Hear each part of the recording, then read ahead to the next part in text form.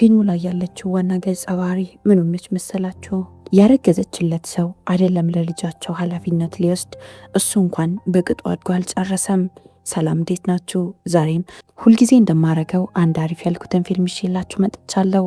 ሁልጊዜ እንደምታደርጉት አሁንም ቢሆን እኔታችሁ ማበረታታት የምትፈልጉ ከሆነ ሰብስክራይብ እያደረጋችሁ ከጎኔ እንደሆናችሁ አሳውቁኝ። የምሰራቸው ፊልሞች ሌሎች ሰዎች ጋር እንዲደርስ የላይክ ምልክቷን በመጫን የዛሬውን ፊልም ጀምሮት። ወደ ፊልሙ ታሪክ ስናሄድ ፊልሙ ሲጀምር ኤዲ የምትባል ልጅ ያስተዋውቀናል። ገና 13 ዓመቷ ነው። ገና በ13 ዓመቷ ሁለት ሰካራም ቤተሰቦቿን ወደ ቤት እየሸኘቻቸው ያለ እንደ አጋጣሚ ሆኖ ፖሊስ ያስቆማታል። ኤዲ በጣም ነበር የደነገጠችው። ምክንያቱም ሕጉ በዚህ እድሜዋ መኪና እንድትነዳ አይፈቅድላትም። ደንግጣ ጥጓን ይዛ መኪናዋን ታቆመዋለች። በዚህ ሰዓት ነው ኤዲ ያልጠበቀችውን ዜና ከእናቷ የሰማቸው። እናቷ የሚሸጡ አደንዛዥ እጾችን በኪሷ ይዛ ነበር። ፖሊሲው ደግሞ አስቁሞ ከፈተሻቸውና ይህንን ካገኘ ሁለቱም ቤተሰቦቿ እስር ቤት መግባታቸው ነው። የኤዲም አባት እተማመንብሻለሁ፣ አንቺ እኛን ከዚህ ጭንቅ ውስጥ ማውጣት ትችያለሽ አላት። እንደ ተአምር እሷም ከዚህ ጭንቀት ውስጥ አወጣቻቸው። ከዛም ከ14 ዓመት በኋላ ኤዲ አድጋ ትልቅ ሰው ሆነ ያሳየናል። የጓደኛዋን ልደት ለማክበር ከጓደኛዋ ጋር ወደ አንድ ጭፈራ ቤት ሄደው እየጨፈሩ ነበር። እዚህ ጭፈራ ቤት ረጅም ሰዓት መቆየት አልቻለችም። ምክንያቱም ስራዋንና ትምህርቷን እኩል ለማስኬድ እየሞከረች ስለሆነ በቂ እንቅልፍ ማግኘት አለባት። ኤዲ በጣም ከምትወደው ፍቅረኛዋ ጋር ከተለያየች ገና 7 ወሩ ነው። አንድ የሚያምር መኪና የሚነዳ ሰው ፊት ለፊቷ መኪናውን አቁሞ ስልኳን ለመቀበል ይሞክራል። ጓደኛዋም ትስቅበትና አሹፋበት እንዲሄድ አረገችው። የሚቀጥለው ቀን ኤዲ ሰዓት ረፍዶባት ነበር የነቃችው። ይባስ ብሎ ደግሞ መኪናዋ አልነሳም አለቻት። በስተመጨረሻም አርፍዳም ቢሆን ወደ ባንክ ስራዋ ትደርሳለች። እሷም ወደ ስራ ገብታ ልክ ስራዋ እንደጀመረች ነበር ዘራፊዎች ወደ ባንኩ የገቡት። እነዚህ ሌቦች ልምድ ያላቸው ሌቦች አይመስሉም። ምክንያቱም በጣም ብዙ ስህተት እየሰሩ ነው። ኤዲም የአንደኛውን ሌባ ሽጉጥ ለመውሰድ ስትሞክር ይመታትና ራሷን ስታ እንድትወድቅ ያደርጋል። ኤዲ አይኗን ስትገልጥ ራሷን ያገኘችው ሆስፒታል ውስጥ ነበር። ምን እንደተፈጠረ አታስታውስም። ጥሩ ነገሩ ዘራፊዎቹ ተይዘዋል። ነገር ግን ሌላ የሚያስደነግጥ ዜና ትሰማለች።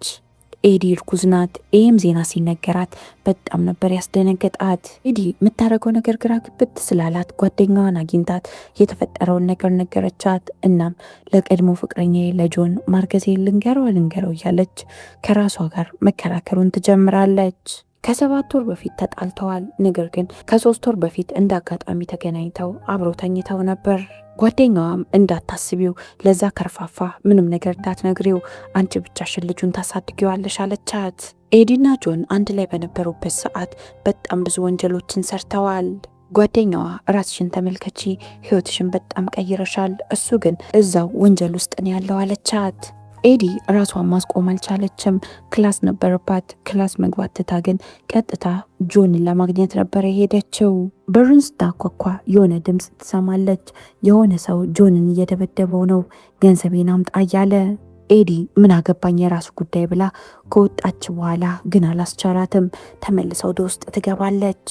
ኤዲም እንዴትም ብላ ከነዚህ ሰዎች ጆንን ታስለቀቀዋለች። ከዛም አንድ ላይ እየተሯሯጡ ለማምለጥ ይሞክራሉ። እየተሯሯጡ ኤዲ አሁን ደግሞ ምን አድርገህ ነው ብላ ጠየቀችው። ጆንም ፈጠን ብሎ እየሮጠ የጓደኛውን ቤት ሰብሮ ይገባል። ከዛም ራቁቱን ስለነበር ያገኘውን ፓንት አደረገ። ጆን አላወቀም እንጂ ጓደኛው ቤቱን ለቆ ቤቱ ለሌላ ሰው ተከራይቷል። የቤቱ ባለቤት ደግሞ ሌባ ገባብኝ ብሎ ሽጉጥ ደቀነባቸው። በዚህ መሃል መጀመሪያ ጆንን እያባረሩት የነበሩት ሰዎች በሩን ማንኳኳት ይጀምራሉ። እናም ምንም ሳያቅማሙ ቤት ውስጥ የነበሩትን ሰዎች ተኩሰው ይገላሉ። ኤዲና ጆንም ፈጠን ብለው ከዛ ቤት በመውጣት ህይወታቸውን ለማትረፍ እየሞከሩ ነው። ጆን ያደረገው ቁምጣ ኪስ ውስጥ የመኪና ቁልፍ አገኘ።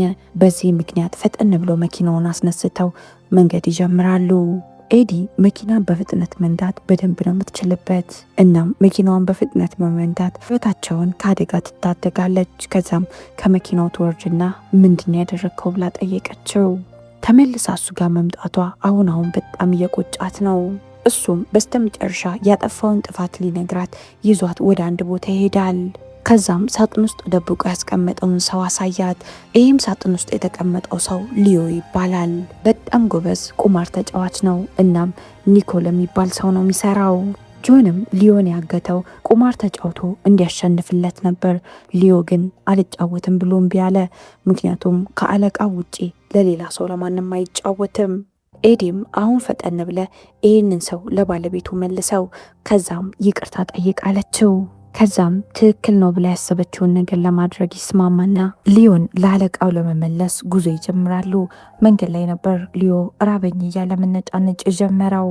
በዛ ላይ ደግሞ የሚበላውን ምግብ በጣም ነው የሚያማርጠው። ጆንም ለሊዮ ምግብ ለመግዛት ልክ መኪናውን እንዳቆመ ነበረ ማንነቱ ያልታወቀ ሰው መጥቶ ሊዮን የገደለው። አሁን ጆን ለኒኮ የሚመልስለት ምንም ነገር የለውም። ኤዲም በጣም ተናዳ ከመኪናው ትወርድና እኔ አንተ ያጠፋውን ጥፋት ማስተካከል ይሰለቸኝ አለችው። ወደ ኋላ መመለስ ቢቻል ወደ ኋላ ተመልሼ አንተን መቼም ማለት ተዋወቀህም ነበር አለችው። የዛኑ ሰዓት ኤዲ ስልክ ይደወልላታል። ስልክ የደወለው ኒኮ ነበር። ኒኮ ኤዲን በደንብ ነው የሚያውቃት። እንደውም በሱ እጅ ነበር ያደገችው። ኒኮም ሊያያት እንደሚፈልግ ይነግራታል። ኤዲ አማራጭ ስለሌላት ከጆን ጋር አንድ ላይ ይሄዳሉ። ከዛም አንድ ነገር እንዳትናገር አፍህን ዝጋ ብላ አስጠነቀቀችው። በዚህ ሰዓት እውነቱን እንረዳለን። ከ7 ዓመት በፊት ኤዲ ለኒኮ ትሰራለት ነበር። ኒኮም ይህ ስራ ፈት ፍቅረኛሽ ትልቅ ጥፋት አጠፋ ብሎ ወሬውን ይጀምራል። በዛ ላይ ደግሞ ኒኮ ለጆን ቀለል ያለ ስራ ሰጥቶት ነበር። ነገር ግን ስራውን እንኳን በቅጡ መስራት አቃተው። በሱ ጥፋት ከኔ ሰዎች ውስጥ አንድ ሰው ሞተብኝ ይላታል። አሁን ደግሞ በተጨማሪ ሊዮንም ገደለብኝ። ሊዮ የሚያስገባው ገንዘብ ቀላል እኮ አይደለም ይላታል። ስለዚህ ጆን ላሳጣኝ ነገሮች በጠቅላላ ይከፍላል ብሎ ይነግራታል። ኒኮ እንዴት አድርጎ እንደሚያስከፍለው ማብራራት ጀመረ። የቁማር ቤት ውስጥ የተዘጋጀ ትልቅ ቁማር አለ። እናም እዛ ቁማር ላይ ያሸነፈ ሰው $3 ሚሊዮን ነው የሚከፈለው። ብሩም የተቀመጠው መኪና ውስጥ ነው ብሎ ነገራቸው። እናም ያንን መኪና ይዛችሁልኝ ከመጣችሁ ጆን ያሳጣኝን ነገር በጠቅላላ ያካክስልኛል አላት። ኤዲ እዚህ ነገር ውስጥ እኔ የለሁበትም፣ እኔ አይመለከተኝም ትላለች። ኒኮ ለእኔ ብዙ ስራ ሰርተሽልኛል፣ እናም ልሂድ ስትይኝ እሺን ያልኩሽ አላት። አንቺን በነፃ ብለቅም ፍቅረኛሽን ጆን ግን በነፃ አለቀውም አለ። እስከሚቀጥለው አርብ ድረስ $3 ሚሊዮን ይዘሽልኝ ነይ፣ አለበለዚያ ጆን ይሞታል ብሎ ነገራት። ከኒኮ ጋርም ከተለያዩ በኋላ ጆን እየደጋገመ እባክሽ እርጅኝ እያለ ይለምናታል። እሷ እኔ ከእንደዚህ አይነት ነገር ጋር መነካካት አልፈልግም ትለዋለች። ይህ ሁሉ አመት መስዋዕት ከፍዬ ትምህርቴን ስማር ቆይቻለሁ፣ ልመረቅ 8 ወር የቀረኝ፣ እባክህ ተወኝ አለችው። እናም ወደዚህ ህይወት ተመልሼ መግባት አልፈልግም አለችው። ተመልሳ ወደሱ የሄደችበትንም ቀን መርገም ጀመረች። እንደው አንድ ቀን ይለወጣል የሚል ተስፋ ነበራት። አሁን ግን ተስፋ ሁላ ጨልሟል። ኤዲም ጥለው ልትሄድ ስትል ጆን ከኋላዋ እየተከተለ ይጠራታል። ኤዲ ጆንን ምንም ያህል ብትጠላው እሱ ላይ ግን የሚጨክል ልብ የላትም። አማራጭ እንደሌላት ስታውቅ ወደ ኒኮ ትሄድና ስራውን ለመስራት ትስማማለች። ለስራውም እንዲያግዛት ሄዳ መኪና ገዛች።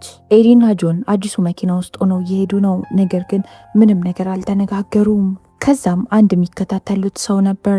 ጆንም ትዕግስት ስላልነበረው መጠጥ ቤት እንግባ ብሏት ተያይዘው ወደ አንድ መጠጥ ቤት ይገባሉ። ጆን ፑል መጫወት ስለፈለገ የሚጫወቱትን ሰዎች ቀጥለው እኔ ነኝ የምጫወተው ብሎ ብር ይመድባል። እነሱ ግን አብረውት መጫወት ስላልፈለጉ ብሩን ይጥሉበታል።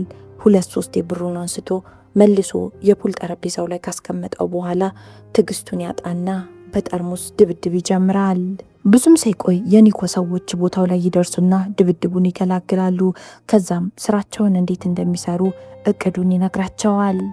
እኛ የኒኮ ሰዎች ብቻ አይደለንም፣ ቁማር የሚዘጋጅበት ቦታ የጥበቃ ሰራተኞችና ዋና የቁማሩ ማዘጋጆች ነን ይሏቸዋል።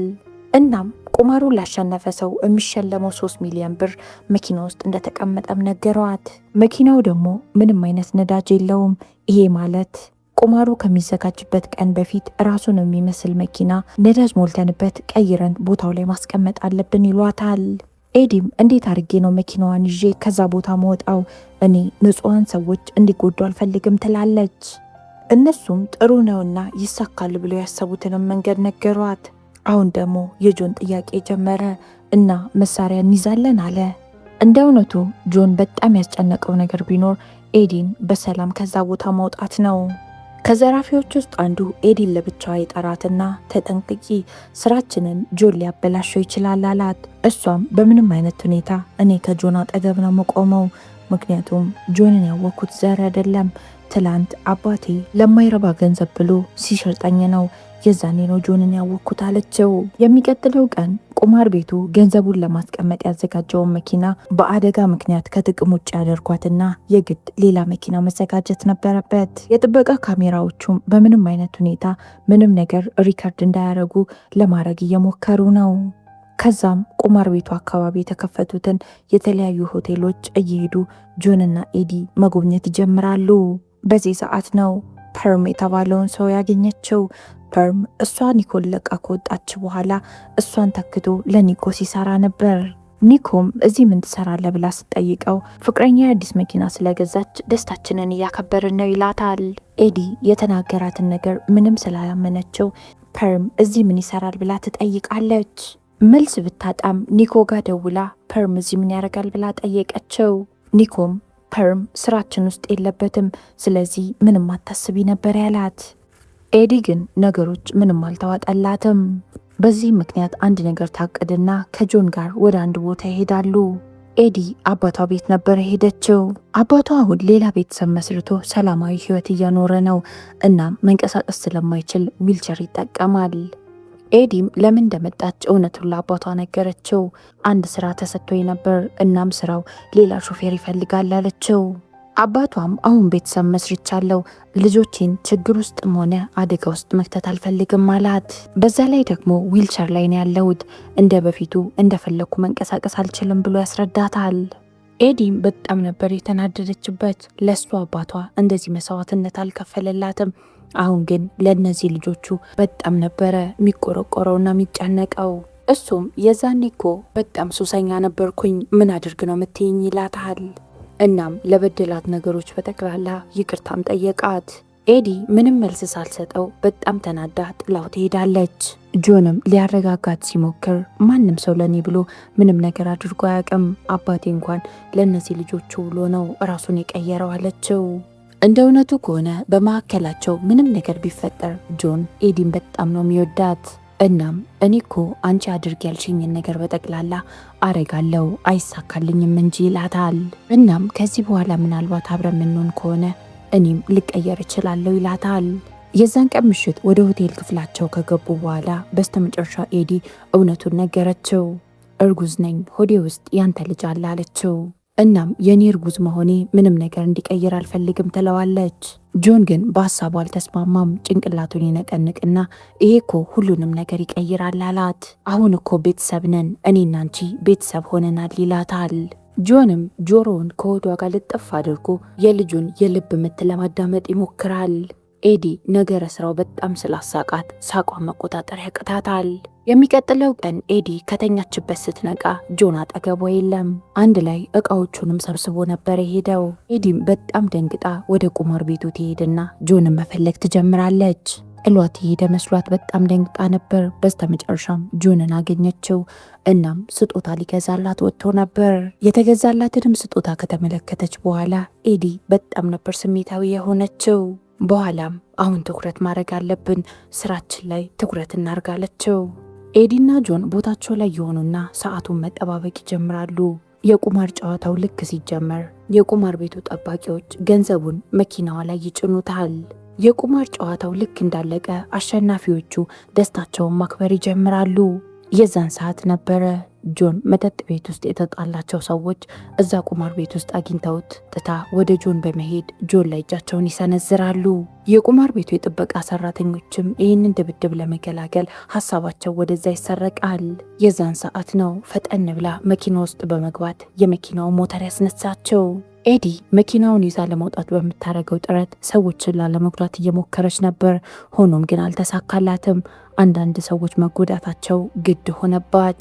እንደ እውነቱ ግን ጆን ከነዛ ሰዎች ጋር የተጣላው ታቅዶበት ነበር። ኤዲ ከብዙ ጥረት በኋላ ቁማር ቤቱን ለቃ መኪናውን ይዛ ወጣች። አሁን የሚቀራት ነገር ከፖሊሶቹ ማምለጥ ብቻ ነበር። አመለጥኳቸው ብላ ባሰበች ቁጥር የፖሊሶቹ ቁጥር እየበዙ ነው። በኋላም ግን የፈራቸው አልቀረም። የፐርም መኪና ከኋላ እየተከተላት ትመለከታለች። ፐርምም ፖሊሶች እንዲይዟት ስላልፈለገ የፖሊሶቹን መኪና ወደ ኋላ ለማስቀረት እየሞከረ ነው። ኤዲ ማንም ሰው እንዲጎዳ ስላልፈለገች እየተከላከለች የፖሊሶቹን ሕይወት ለማዳን ትሞክራለች። ፖሊሶቹ ወደ ኋላ ከቀሩ በኋላ ኤዲና ፐርም ብቻቸውን ይቀራሉ። ፐርም ገንዘቡን መውሰድ ስለፈለገ ከኋላ ኤዲን እየተከተላት ነው ያለው። በዚህ ሰዓት ነው ኬት መጣ ሳይባል ጆን መኪና ይዞ መጥቶ ፐርምን የገጨው። እናም በተቻለው አቅም ኤዲ እንድትርቅ እየሞከረ ነው። በዚህ ግርግር ውስጥ የጆን መኪና ይገለበጣል። ኤዲ ከመኪናዋ ትወርድና ጆንን ከመኪናው ውስጥ ለማውጣት ትሞክራለች። በዚህ ሰዓት ፐርም ገንዘቡን የያዘውን መኪና ያስነሳና ከአካባቢው ይሄዳል። ምሽት ላይ ኤዲ ፐርምን ታገኘውና ገንዘብ የት አለ ብላ ጠየቀችው። ፐርምም መጀመሪያም ጸጥ ያልኩት ከባዱን ስራ አንቺ እንድትሰሪ ብዬ ነው፣ ከዛም ቀለል ያለው ስራ ለኔ ቀረልኝ አላት። በዚህ መሃል ነው ጆን ይመጣና ከኋላው ሽጉጡን የደቀነው። የፐርም ፍቅረኛ ጆንን በመኪናዋ ገጭታ ልትገለው ስትሞክር መኪናዋ የኤሌክትሪክ መኪና ስለነበር ፊት ለፊቱ ሰው እንዳለ ሲያው ቀጥ ብሎ ይቆማል። ጆንም በጣም ተናዶ ስለነበረ ይተኩስና ፐርምን ይገለዋል። ጆንና ኤዲ ገንዘቡን ለኒኮ ማስረከብ ስለነበረባቸው ጉዟቸውን ይጀምራሉ። በዚህ መሃል ነው ሆዷ ውስጥ ስላለው ልጅ ማውራት የጀመሩት። ጆን አንቺ ምንም አታስቢ፣ ሁሉንም ነገር እኔ ያስተካክላለሁ ይላታል። የኒኮ ሰውም ገንዘቡን ሊቀበላቸው ይመጣል። ጆን ገንዘቡን በሰላም እንደማስረከብ ሽጉጥ ያውጣና ሰውየውን ተኩሶ ገደለው። ኤዲ በጣም ነበር የደነገጠችው። እያለቀሰች ለምንድን ነው ይሄንን ያደረከው? ሰላም ለምንድን ነው ማትፈልገው አለችው። ጆንም ገንዘቡን ይዘን ምንጠፋ ከሆነ እኮ ሰላማዊ ኑሮ እንኖራለን አላት። ኤዲ እየተደበቀችና ሰዎችን እየሸሸች በፍርሃት መኖር አትፈልግም ነበር። ጆንም ያጠፋውን ጥፋት ሲረዳ ማልቀስ ይጀምራል። ምንድን ያደረኩት ይላል። አሁንም በድጋሚ ሁሉንም ነገር አበላሸውት ይላታል። ኤዲም ቀስ እያለች ልታረጋጋው ትሞክራለች። በዚህ ሰዓት ነው እጁ ላይ ያለውን ሽጉጥ ተቀብለው እየተኮሰችበት። ኤዲ ልትገለው አትፈልግም ነበር፣ ነገር ግን ምንም አማራጭ አልሰጣትም። ከዛም ባደረገችው ነገር አዝና ደግሞ ማልቀስ ትጀምራለች። ጆንን ብትገለውም በጣም ነበረ የምትወደው። ኤዲ ገንዘቡን ይዛ ቀጥታ ኒኮን ለማግኘት ሄደች። እሱም ልክ እንዳገኛት ነበረ ትክክለኛውን ነገር ያረግሽው ያላት። አንቺ በሰላማዊ ሁኔታ ባትገዩ ኑሮ እኔ አሰቃይቼ ነበር ምገለው አላት። ኤዲም ቤት ውስጥ ያሉት የራስ ሰዎች እየካዱክ ስለሆነ ተጠንቀቅ አለችው። ከመሄዷን በፊት ኒኮ ግማሽ % ገንዘቡን ይሰጣታል። ከዛም ከአመታት በኋላ ኤዲ ልጇን በሰላም ተገላግላ ከጓደኛዋ ጋር ልጇን እያሳደገች ያሳየናል። የዚህ ፊልም ታሪክ እዚህ ላይ ያበቃል። እናንተ በኤዲ ቦታ ብትሆኑ ምን ታደርጉ ነበር? ሀሳብ አስተያየታችሁን ኮመንት ላይ አስቀምጡልኝ። እስካሁን አብራችሁኝ ስለቆያችሁ በጣም ነው የማመሰግነው። ነገ በተመሳሳይ ሰዓት በሌላ ፊልም እስከምንገናኝ ድረስ የነገ ሰው ይበለን። እወዳችኋለሁ። ቻው